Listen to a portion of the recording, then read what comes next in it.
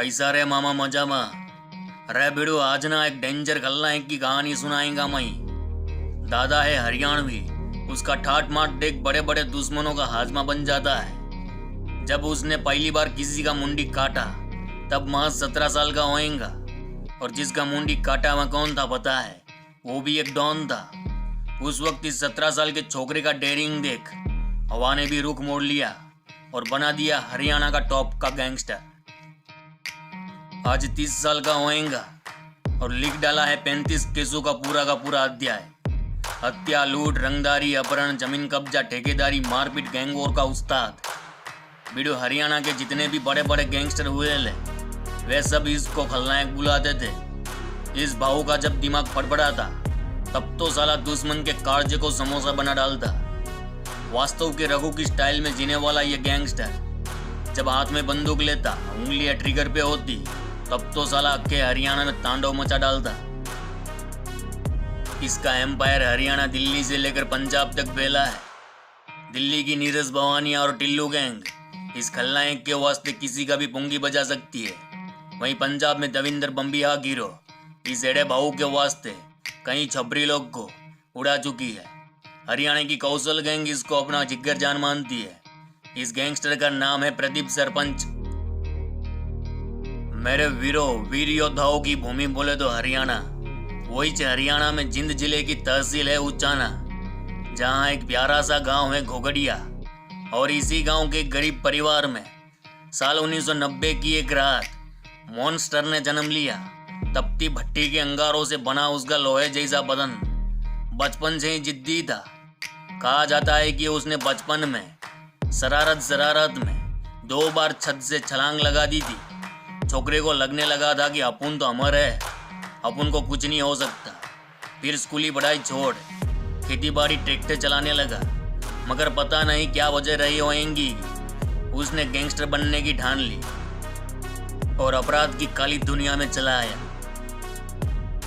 महज 17-18 साल का होएगा। हरियाणा के हिसार में एक डॉन को बीच सड़क काट डाला। यही प्रदीप की जिंदगी का पहला कांड था। छोटी सी उम्र में इतना डेयरिंग देख कई छोटे मोटे गुंडा लोग उसकी टोली में जुड़ते गए। साल था 2010 का।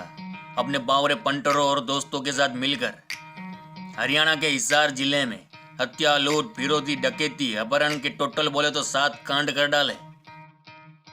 वीडियो बस यहीं से शुरू होता है प्रदीप का प्रदीप सरपंच बनने का सफर। वही साल में हरियाणा के फतेहाबाद में 4 वारदात को अंजाम दिया, यानी एक ही साल में 11 कांड कर डाले थे, जिसकी बदौलत हरियाणा पुलिस पीछे पड़ी। एक के बाद एक हरियाणा पुलिस ने उसके कई पंटरों का पुंगी बजा डाला।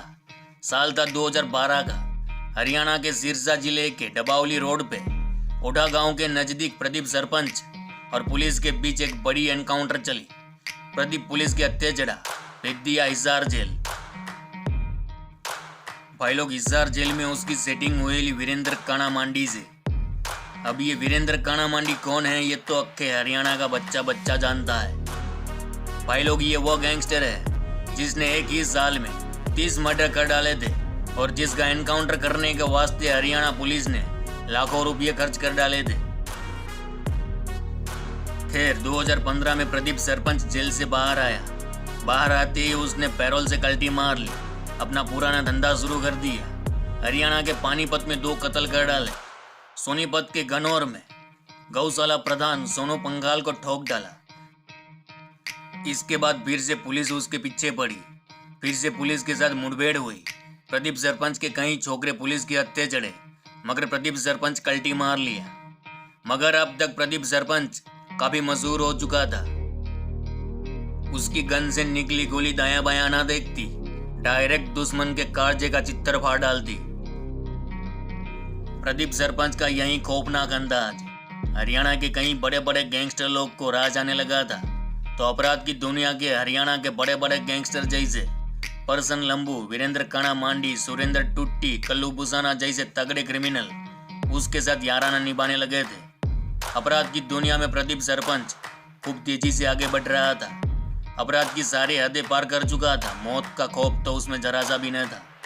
इधर प्रदीप ने अपने क्रिमिनलों के साथ मिलकर फिर से तांडव मचाना शुरू कर दिया। बंदूक की नोक पे करोड़ों की गाड़ियां लूटना, बड़े बड़े व्यापारियों के लौंडे को उठाना और बड़ी फिरौती वसूलना। मगर अब प्रदीप सरपंच ने एक ऐसा कांड किया जिसने उसे अक्के हरियाणा में मशहूर कर डाला। दरअसल प्रदीप सरपंच ने हरियाणा जींद के एक बहुत बड़े शराब कारोबारी नरेंद्र राठी को टपका डाला। इस वारदात ने उस टाइम अक्के हरियाणा में भौकाल मचा डाला था। इस हत्याकांड के बाद हरियाणा पुलिस का मत्था भिड़ा। प्रदीप का डेथ वारंट जारी कर दिया, जिंदा या मुर्दा।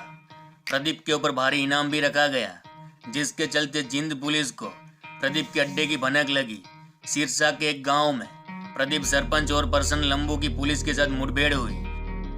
परसन लंबू पुलिस के हत्थे चढ़ा, मगर प्रदीप सरपंच फिर से पुलिस को चूना लगा के कल्टी मार लिया। इसके बाद करीब 2 सालों तक हरियाणा पुलिस के लिए चुनौती बनता रहा। एक के बाद एक संगीन अपराध को अंजाम देता रहा। फिर एक दिन आया जिसने प्रदीप के खोपड़े को हिला डाला। दरअसल हरियाणा के तल के गांव ढूढवा में अपने किसी दुश्मन का हुलिया बिगाड़ने के वास्ते प्रदीप सरपंच अपनी अक्की टोली को लेकर निकल चुका था। इधर पुलिस को प्रदीप के आने की मुखबिरी मिल चुकी थी। प्रदीप सरपंच कुछ करता उससे पहले अक्की पुलिस फोर्स ने एंट्री मारी। एक बड़ी मुठभेड़ चली। अक्का गांव गोलियों की तड़तड़ाहट से गूंज उठा था। ढाई ढाई करती गोलियां चलती। एक और पुलिस के जवान जमीन पर गिरते, दूसरी और गैंगस्टर। प्रदीप के 3 साथी पुलिस के हत्थे चढ़े।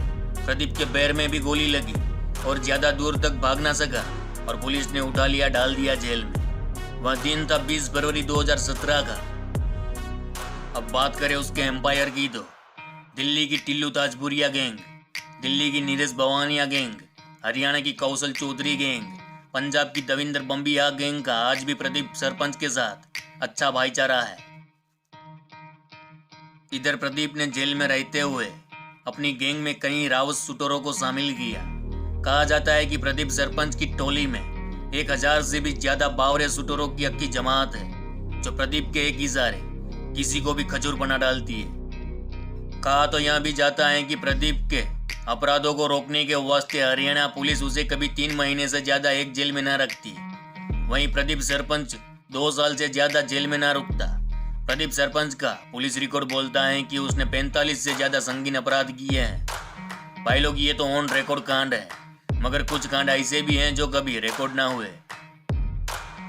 उसने हत्याएं की, लूट चलाई, अपराध के सारे कारनामे किए, मगर आज प्रदीप सरपंच बहुत सारे केसों में जमानत पर बाहर आ चुका है और आज बड़े बड़े गैंगस्टरों के बीच मांडवली करता है।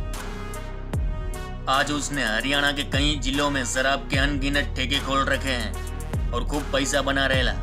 तो भाई चलो इस गुज्जू भाई का राम राम मिलते हैं अभी।